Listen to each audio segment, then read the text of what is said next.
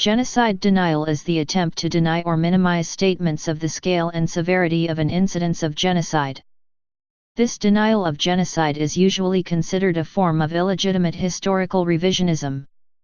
The distinction between respectable academic historians and those of illegitimate historical revisionists rests on the techniques used to write such histories.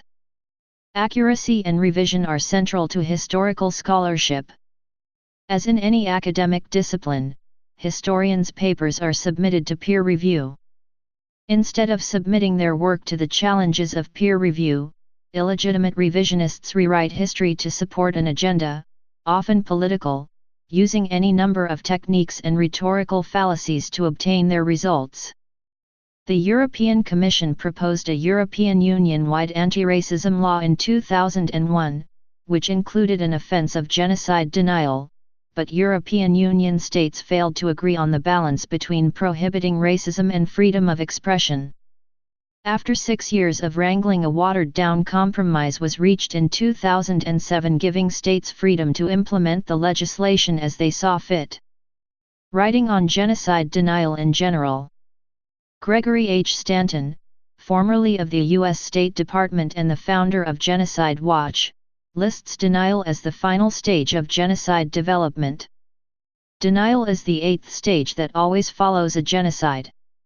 It is among the surest indicators of further genocidal massacres. The perpetrators of genocide dig up the mass graves, burn the bodies, try to cover up the evidence and intimidate the witnesses. They deny that they committed any crimes, and often blame what happened on the victims. George Orwell writes in Notes on Nationalism that the nationalist not only does not disapprove of atrocities committed by his own side, but he has a remarkable capacity for not even hearing about them. For quite 6 years the English admirers of Hitler contrived not to learn of the existence of Dachau and Buchenwald. And those who are loudest in denouncing the German concentration camps are often quite unaware, or only very dimly aware, that there are also concentration camps in Russia. Huge events like the Ukraine famine of 1933, involving the deaths of millions of people, have actually escaped the attention of the majority of English Russophiles. Many English people have heard almost nothing about the extermination of German and Polish Jews during the present war. Their own anti-Semitism has caused this vast crime to bounce off their consciousness. In nationalist thought there are facts which are both true and untrue, known and unknown.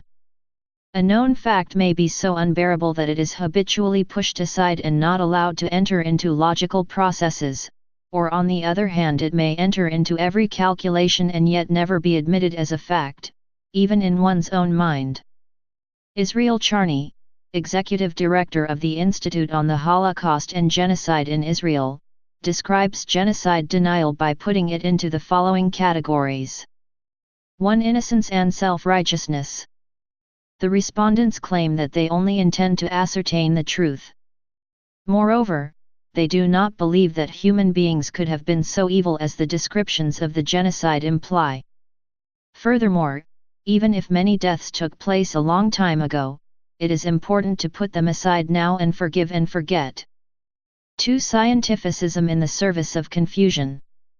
The position taken is seemingly an innocent one that we do not know enough to know what the facts of history were, and rather than condemning anyone we should await the ultimate decision of research. This is a manipulative misuse of the valued principle in science that facts must be proven before they are accepted in order to obfuscate facts that are indeed known, and to confuse the minds of fair-minded people who do not want to fall prey to myths and propaganda. The very purpose of science, which is to know, is invoked in order to justify a form of know-nothingness. 3. Practicality, pragmatism, and realpolitik. Here the claim is made that dealing with ancient history is impractical, it will not bring peace to the world in which we live today. One must be realistic and live through realpolitik. 4. Idea linkage distortion and time sequence confusion. This is a dishonest linkage of different ideas, often out of time sequence, to excuse denials of the facts. Present needs, whether justified or not, are taken as a reasonable basis for censoring or changing the record of past history. 5. Indirection, definitionalism, and maddening. These are responses which avoid the issue by failing to reply, or no less by going off on tangents about trivial details that avoid the essential issue whether genocide took place.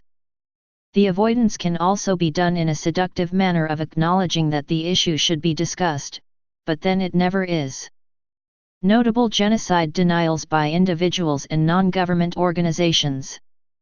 In February 2006, David Irving was imprisoned in Austria for Holocaust denial.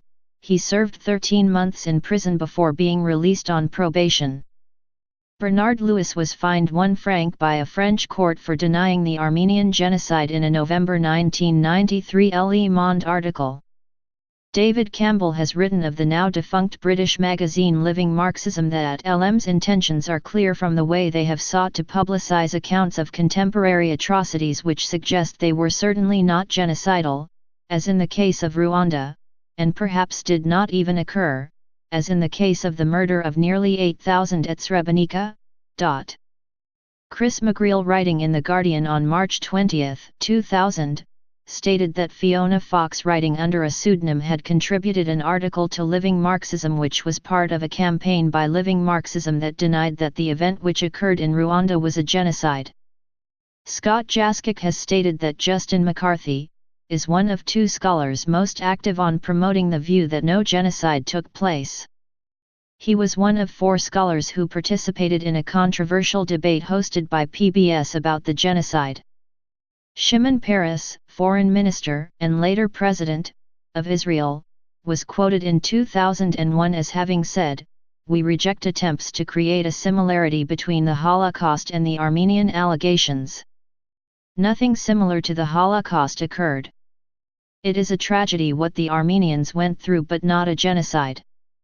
In response to criticism of the comments, the Israeli Foreign Ministry later clarified, the minister absolutely did not say, as the Turkish news agency alleged, what the Armenians underwent was a tragedy, not a genocide. Darko Trifunovic is an author of the report about Case Srebrenica, which was commissioned by the government of the Republika Srpska. The International Criminal Tribunal for the former Yugoslavia, ICTY, reviewed the report and concluded that it represents one of the worst examples of revisionism in relation to the mass executions of Bosnian Muslims committed in Srebrenica in July 1995. After the report was published on September 3, 2002, it provoked outrage and condemnation by a wide variety of Balkan and international figures, individuals, and organizations. Patrick Caruretway stated in the Harvard Law Record that in 2007 the Canadian politician Robin Philpott attracted intense media attention for repeatedly denying the 1994 genocide of the Tutsis. In May 2010, American law professor Peter Erlander was arrested and jailed in Rwanda on charges of denying the 1994 genocide of the Tutsis in preparation for the defense of opposition presidential candidate Victoire Ingabire, who also was charged with promoting genocide ideology. Since years, Volodymyr Vyacheslav denies, downplays, and falsifies facts about the massacres of Poles in Volhynia and eastern Galicia. His works has been criticized by numerous historians, such as Ihor Ilyushin, Andrzej Portnov, Grzegorz Motyka, Andrzej Ziba, Per Anders Rudling, Grzegorz Rosolinski Lieb, Andrzej Leon Soa and Grzegorz Hrysiuk. In May 2016 in Foreign Policy, Josh Cohen claimed that Vyacheslav was whitewashing Ukraine's past. On April 21, 2016 a full-page ad appeared within the Wall Street Journal and Chicago Tribune that directed readers to fact-check Armenia, a genocide denial website sponsored by the Turkish lobby in the U.S. When confronted about the ad, a Wall Street Journal spokesperson stated, "We accept a wide range of advertisements, including those with provocative viewpoints. While we review ad copy for issues of taste, the varied and divergent views expressed belong to the advertisers." Notable genocide denials by governments. The government of the Republic of Turkey has long denied that the Armenian genocide was a genocide. This was exemplified by their objections in April 2007 to the wording in a United Nations exhibition, entitled Lessons from Rwanda, about the 1994 Rwanda genocide, that forced a delay to the opening of the exhibition. The sentence rejected by Turkey was following World War I, during which 1 million Armenians were murdered in Turkey. Polish lawyer Raphael Lemkin urged the League of Nations to recognize crimes of barbarity as international crimes. As a diplomatic compromise, the wording was changed to in 1933, the lawyer Raphael Lemkin, a Polish Jew, urged the League of Nations to recognize mass atrocities against a particular group as an international crime.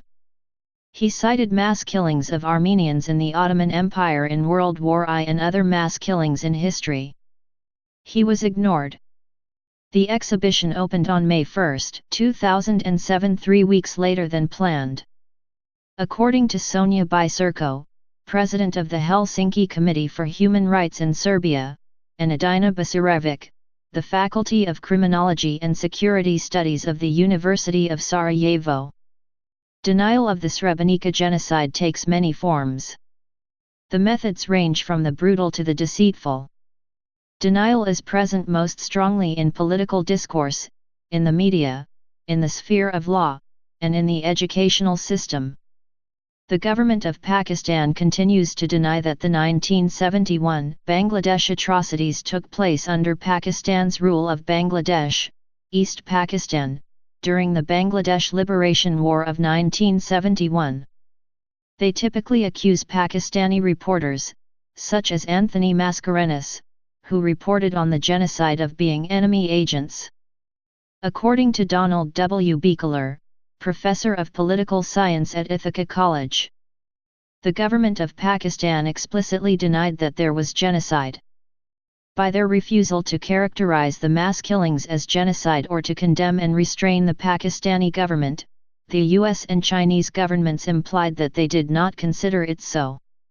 Similarly, in the wake of the 2013 Shahbag protests against war criminals who were complicit in the genocide, English journalist Philip Henger wrote, "The genocide is still too little known about in the West. It is, moreover, the subject of shocking degrees of denial among partisan polemicists and manipulative historians." Harms of denial. Victims. It continues to destroy the victim group both psychologically and culturally. Denies them of memory of murders of loved ones. It does not give them a chance to heal on all levels. With no transitional justice, there is no recognition of the crimes the perpetrators committed. This may create hatred or spark old tensions. Perpetrators. Those who were involved in the perpetration can get away with the crime of genocide.